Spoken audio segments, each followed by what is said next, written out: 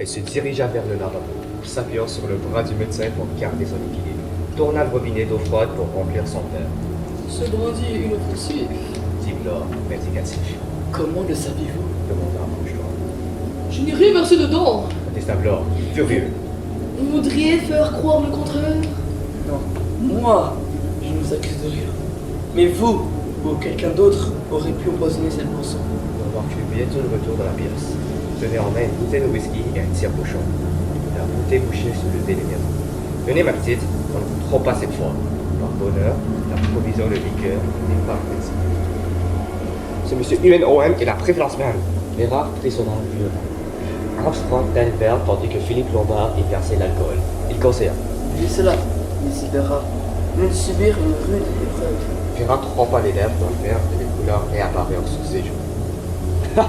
Enfin, voici un crime qui n'a pas réussi sur notre programme, déclara Philippe Lombard en riant. Vera dit en murmurant. Vous croyez qu'on peut les tuer? On s'attendait à ce que vous mouriez de peur, acquiesça Lombard. Cela arrive à pas de mal de jambes, n'est-ce pas, docteur? Sans se compromettre, Armstrong répondit, légèrement incrédule. On ne peut rien affirmer. Miss Clayton est jeune et saine. Elle n'a pas de faiblesse cardiaque. D'autre part, Il prit le verre de brandy apporté par Blore. Il trempa le doigt et le goûta avec précaution. Son expression demeura la même.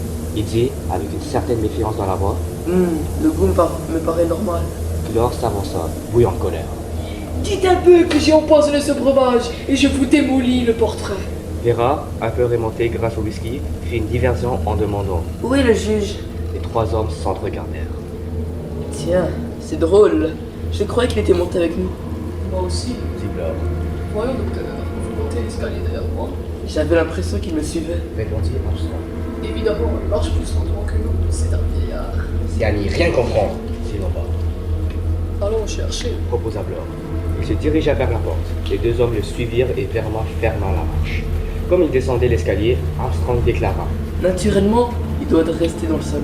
Ils traversèrent le vestibule. Armstrong appela d'une voix forte. Wargrave, où êtes-vous? Pas de réponse. Un silence mortel, repoussé seulement par le bruit monotone de la pluie emplissant la maison.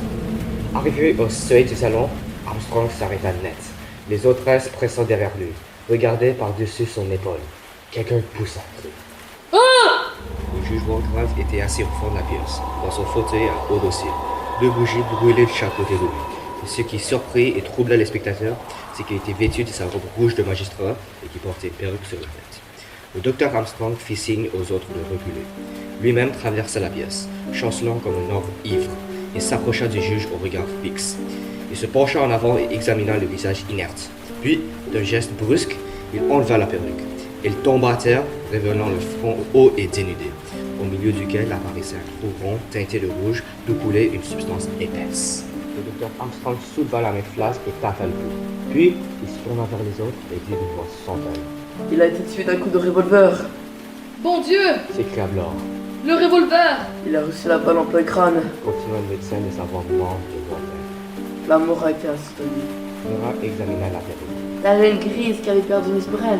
Dit-elle d'une voix tremblante et d'effroi. Et le rideau de taffetas rouge qui manquait à la salle de bain. Elle d'abord. Voilà pourquoi on a enlevé ces objets. Soudain, Lombard éclata d'un rire jaune. 5 petits soldats.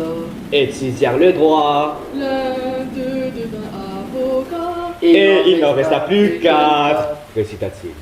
Voici la fin de M. Wargrave, le juge sanguinaire. Il ne prononcera plus de condamnation. Il ne mettra plus sa toque noire. Pour la dernière fois, il a présidé le tribunal. Et il ne verra plus d'innocents à la potence. Comme Édouard VII rira-t-il s'il le retrouvait ici. Mon Dieu, il en ferait des gorges chaudes.